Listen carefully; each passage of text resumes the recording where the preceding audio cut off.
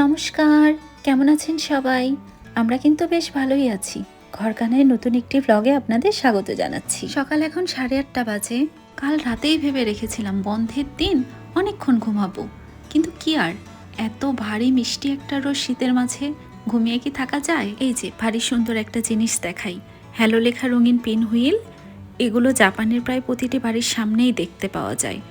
বারান্দা, বাগান, দরজার সামনে এরকম সুন্দর জিনিসগুলো এরা লাগিয়ে রাখে। এই জিনিসগুলো শিশু ও পরিবারের সদস্যদের বেশ আনন্দ দেয়, বিশেষ করে ছোট বাগান বা বারান্দায় এটা লাগিয়ে রাখে।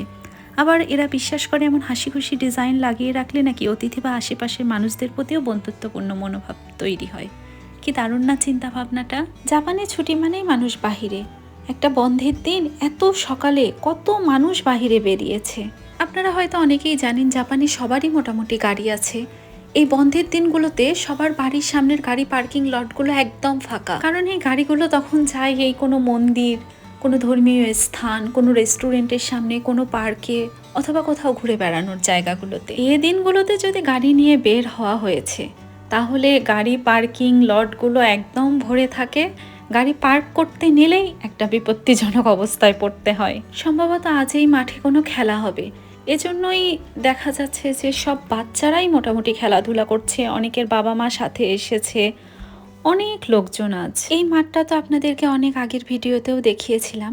এখানে বিভিন্ন পোর্শন করে দেয়াই আছে, এক এক খেলার জন্য এক একভাবে পোর্শন করে দেয়া, ফলে খেলতে খুব একটা অসুবিধা হয় না। দেখুন, বিশাল একটা মাঠ, মাঠের ওপারে কিন্তু একটা নদীও আছে। বাচ্চারা এই যে এত আনন্দ করে খেলাধুলা করছে, এগুলো দেখে ছোটবেলার ছুটির দিনগুলো কিভাবে কাটতো সেগুলো মনে পড়ে গেল।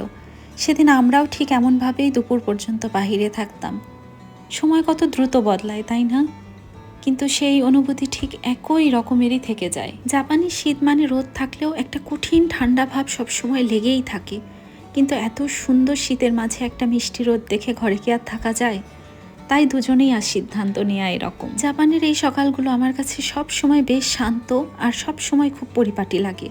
রাস্তার গাছগুলোর পাতায় হালকা লাল রং, শরতের শেষের দিকে সেই রঙগুলো আস্তে আস্তে মনে হয় শীতকে স্বাগত জানাচ্ছে।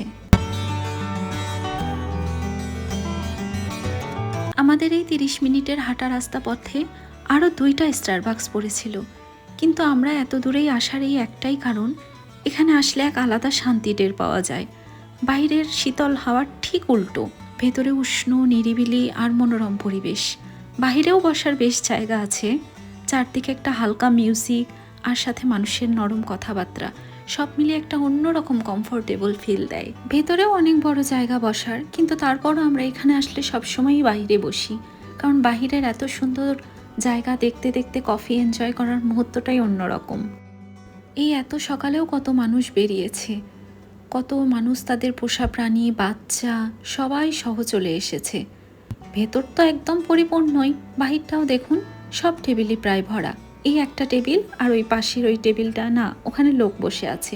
এই টেবিলটাতেই শুধু আমরা বসলাম, আর একটা টেবিলও এখানে ফাঁকা নেই। শুনতে অদ্ভুত লাগলেও এই শীতের মাঝে আমি নিলাম একটা ঠান্ডা মাচা, আর ও নিল একটা স্ট্রবেরি ড্রিঙ্ক, সাথে একটা র্যাপ, গরম আর হালকা ক্রিস্পি। জাপানের এই মাচা ফ্লেভারটা খুব বেশি জনপ্রিয়, কারণ এটা জাপানে গ্রিন টি পাতার খুব সূক্ষ্ম গুঁড়া থেকে তৈরি করা হয়। সাধারণ গ্রিন টির মতো শুধু ভিজিয়ে খাওয়া না, পুরো পাতা গুঁড়ো করে পান করা হয়, তাই স্বাদ, গন্ধ, রং সবই বেশি স্ট্রং। এখানকার এই মাচা ফ্র্যাপ্পোতে দুধ, চিনি, ক্রিম মেশে বলে তিত কুটকুটে ভাবটা একটু কম লাগে নাকি।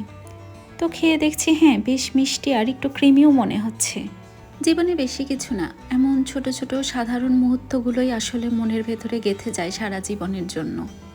অনেকটা সময় তো কাটালাম, তো চলুন জাপানের যে সৌন্দর্য দেখার জন্য মূলত বেরিয়েছি আপনাদেরকে সাথে নিয়েই দেখি। এই হলো জাপানের আসল সৌন্দর্য, শরৎ আর শীতের একটা মিলিত রূপ। পাতাগুলো তখনও পড়ছে, কিন্তু হাওয়াটা একটু বেশি ঠান্ডা। মনে হচ্ছে একটা ছবি আঁকা দৃশ্যের মধ্যে হেঁটে যাচ্ছি। লাল, কমলা আর সামান্য হলুদের মিশ্রণ রোদে আরও উজ্জ্বল দেখাচ্ছে। মাঝে মাঝে পাতা পড়ে যাচ্ছে আর বাতাসে উড়ে এসে আমাদের পায়ের কাছে জমা হচ্ছে। আশেপাশে খুব একটা মানুষ নেই, সাইলেন্সটাও খুব সুন্দর, একটা অদ্ভুত রকমের শান্তি।